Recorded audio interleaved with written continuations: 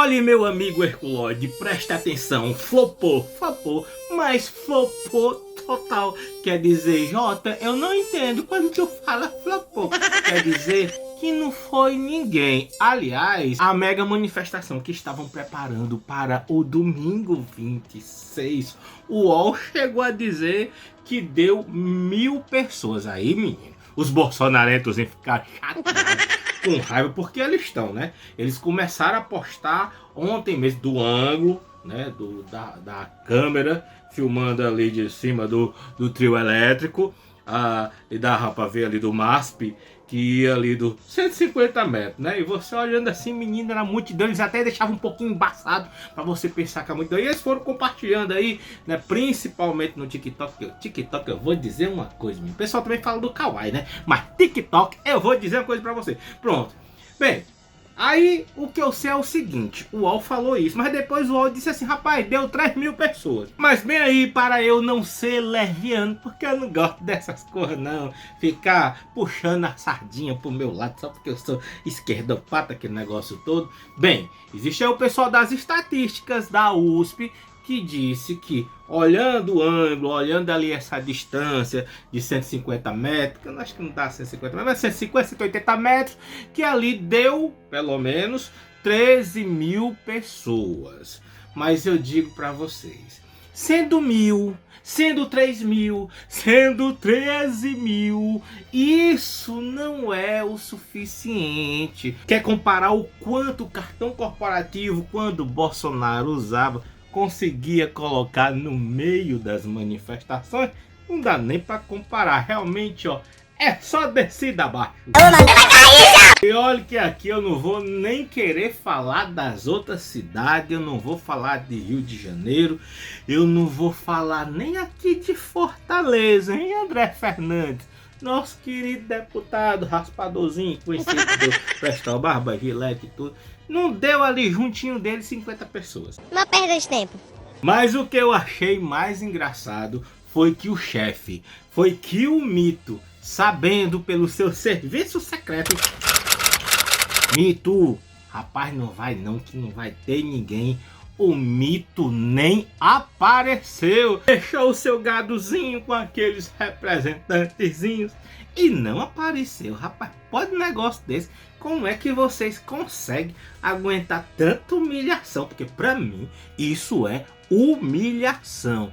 Olha que isso aí foi a manifestação pelos direitos humanos e pelo Estado Democrático de Direito, que aqui nos bastidores a gente sabe que tudo isso é uma farsa e a gente vai explicar aqui. Mas antes, quero dizer que se você é novo aqui no canal, você se inscreva, porque aqui a gente traz notícia, a gente traz informação de forma divertida e fácil de entender. Então você já se inscreve, você curte, você compartilha, você comenta para dar aquela engajada. E se você quiser, você pode se tornar membro aqui do canal ou você pode dar um valeu. E se você tiver pelo Facebook, já sabe, faz do mesmo jeito, curte, compartilha, comenta, e aqui no Facebook você pode dar uma estrela ou se tornar um assinante. Mas continuando, a verdade é que tudo isso, o gado foi usado como gado, quer dizer, ele foi usado como massa de manobra para tentar enfraquecer o judiciário, principalmente tentar enfraquecer Xandão. E para que isso? Para que a elite, para que a classe dominante, para que a classe capitalista rica tenha total controle sobre a sociedade. Como assim, Jota? A nossa sociedade é governada pelo presidencialismo, quer dizer, executivo, legislativo e judiciário. A classe dominante, ela sempre teve o poder sobre o legislativo, e daqui para frente a gente vai explicar direitinho porque que o legislativo representa mais a classe dominante. Mas vamos lá, que é o que? O legislativo é a Câmara e o Senado Federal. Quando tem alguém de direita no poder, eles também têm o poder sobre o executivo. E daí você já sabe a merda que dá, principalmente para o pobre e para o trabalhador. Faz uns 400 anos por aí, desde quando eu nasci no mundo. E se você, meu amigo trabalhador, tá assim meio sem entender, É só você lembrar da nossa história recente do golpe de 16 para cá, como ficou a sua vida ali com Temer e depois com Bolsonaro. Então, no governo de Bolsonaro, a classe dominante tinha ao seu favor o executivo e o legislativo. Só faltava um tantinho assim para tomar de conta de tudo, que seria o quê?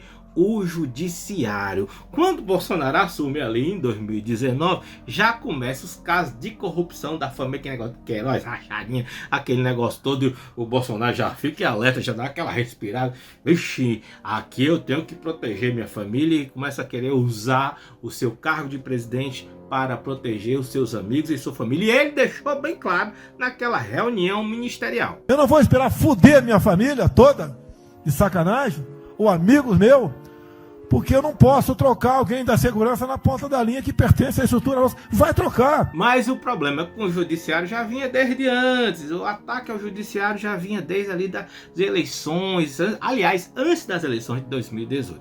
Ok, aí chega o judiciário ali em 2019, cai a ficha, começa a entender o que é fake news, gabinete do ódio, mentira e tal, não sei o que. Aí o judiciário chega e diz assim: olha, meu filho, a internet, as redes sociais não é terra sem lei. Aí a extrema-direita já diz o seguinte: ixi, lascou.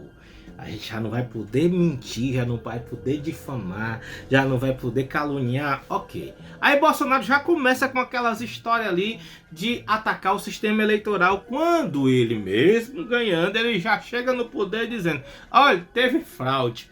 Eu ganhei no segundo turno, mas era para eu ter ganhado. Era no primeiro. Pessoal, ninguém quer colaborar comigo, ninguém quer colaborar comigo, todo mundo é contra eu. E se você bem lembra, o STF e o TSE já apontava que as eleições de 2018 tinham sido manipuladas através daquela famosa e nova gíria que estava rolando no momento, chamado fake news.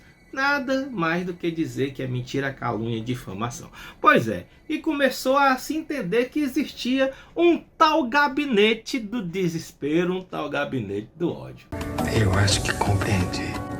Aí logo depois que se entende o que aconteceu, da pancada que a democracia sofreu, aí começam os inquéritos das fake news, e isso vai bater direto de encontro, de frontal, com a extrema-direita, porque é a principal arma da extrema-direita é a mentira. Acabar com a mentira, meu filho. Aí a gente tinha ali Carla Zambelli, Silas Malafaia, a Damares, toda a família Bolsonaro.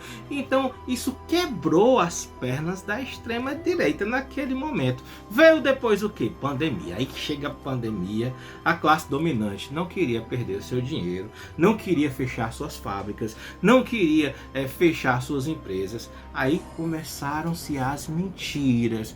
Olha, pandemia, vírus, isso é só uma gripezinha, ministro, não vai fazer mal não. Olha, fechar o comércio vai ser pior, depois a gente vai pagar mais ainda. Olha, não, ninguém morre por causa disso, não, vamos deixar só os velhinhos dentro de casa. Isso tudo para que o trabalho não parasse, para que os miliardários não tivessem nenhum prejuízo. Aí o mundo todo falando em lockdown, falando em isolamento social, e Bolsonaro dizendo que não, ninguém vai parar e tal. Aí novamente o STF teve que intervir e dizer que era responsabilidade, o poder dessa decisão, se não ia ter lockdown ou se não ia ter isolamento social, era dos governadores e prefeitos. E aí começa a famosa ditadura dos governadores e do STF. E na tentativa de liberar, apareceu um medicamento milagroso, que era uma tal de cloroquina, que era uma tal de ivermectina, que olha, não se preocupe não, pode trabalhar, pode que...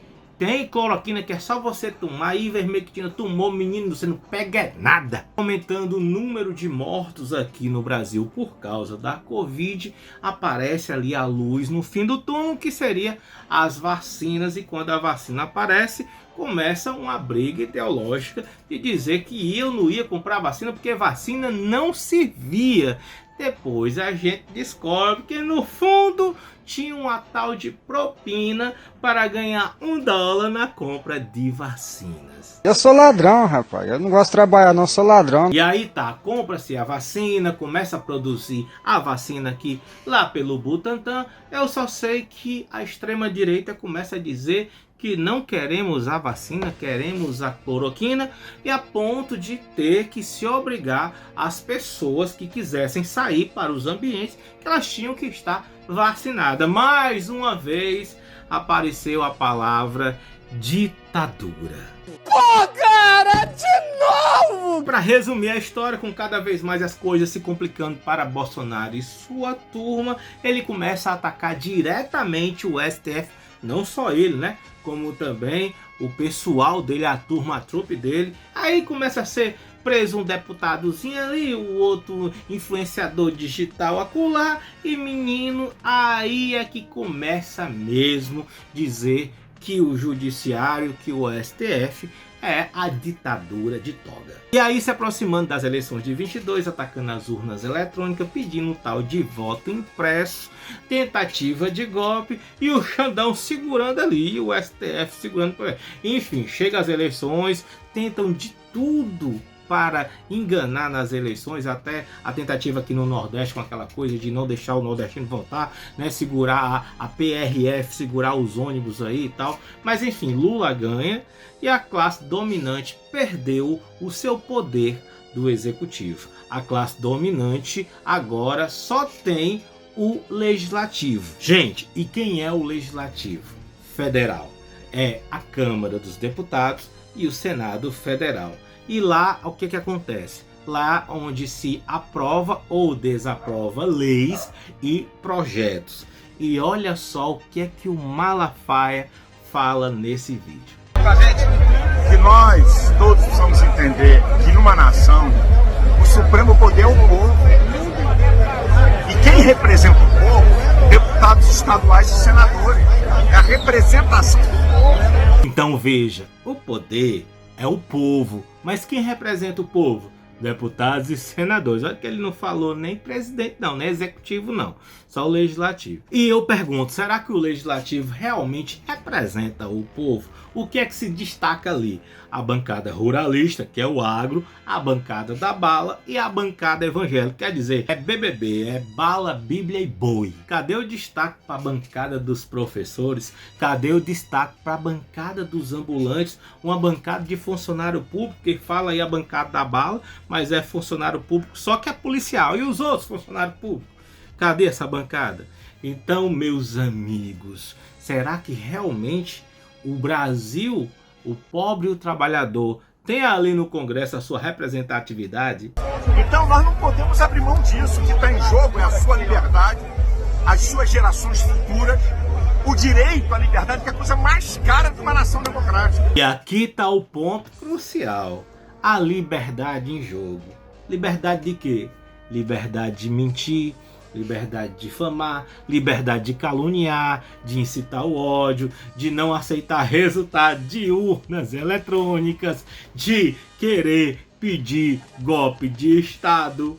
Essa que é a verdade. Isso nós temos aqui de um brasileiro que morreu e não sabe por que morreu. Aí depois vem dizer que o patriota não sabe nem por que morreu. Ele morreu porque ele tinha comorbidades, era cardíaco, diabético, e ele deixou a Bahia, deixou a sua esposa, deixou a família para ir para frente de quartel, ficar lá pegando chuva, pegando sol, pegando leptospirose, cagando e mijando em banheiro químico em frente ao quartel. E depois ele foi lá pro 8 de janeiro, ele foi lá pro quebra-quebra. E tudo isso incentivado por Bolsonaro e por você, Malafaia. Não tem prova, não tem porcaria nenhuma, tudo bandidagem, política baixa.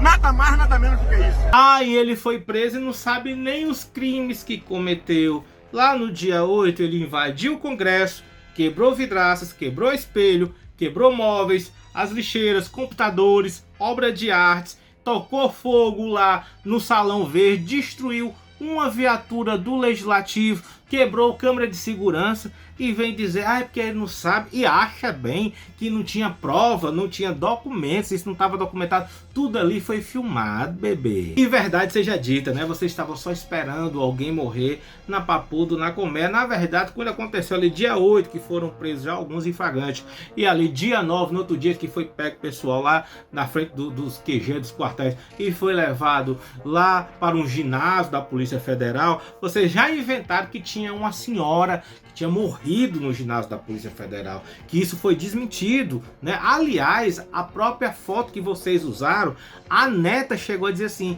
é uma fake news nojenta. Ora, levando em considerações as mortes dentro dos presídios brasileiros, e aí não tem nada a ver com o Xandão, é sim o que a gente tem que mudar, a superlotação, o cuidado, a quantidade de médicos, que nunca ligaram.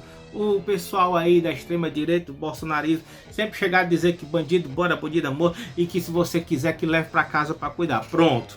E aí a chance de uma pessoa, que a maioria que estavam ali nos quartéis é só velho, né? A maioria é acima de 40 anos. O mais novo ali tem 40 anos. Quais são as chances de dentro do presídio da Papuda ou da Colmeia, de uma pessoa que é cardíaco, que tem diabetes, que teve complicações aí com Covid, que eu não sei nem se tomou a vacina, dessa pessoa vinha a óbito?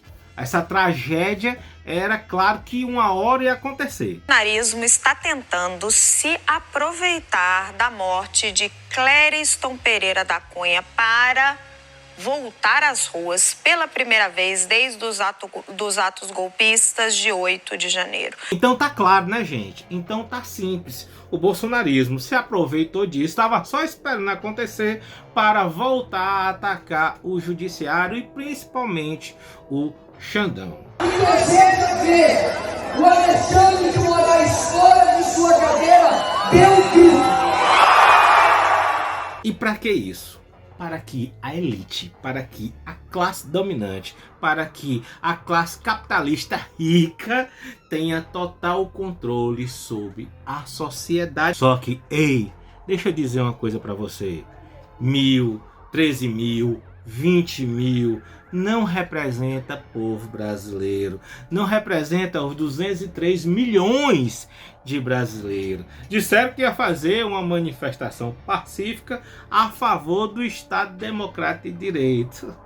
Só que isso foi tudo uma farsa. Eles fizeram manifestação, foi atacando o Estado Democrático de Direito. Uma vez que estão atacando ministros do STF, estão atacando o Judiciário, um dos 3 poderes. Olha, e aqui eu faço rir, sabe por quê? Porque o povo não é burro, o povo não é besta. O Brasil ele não precisa de um projeto de lei para diminuir os poderes do STF. O Brasil precisa de um projeto de lei para limitar o foro privilegiado aí de muitos deputados e senadores, que aí sim a gente traria o equilíbrio entre os poderes.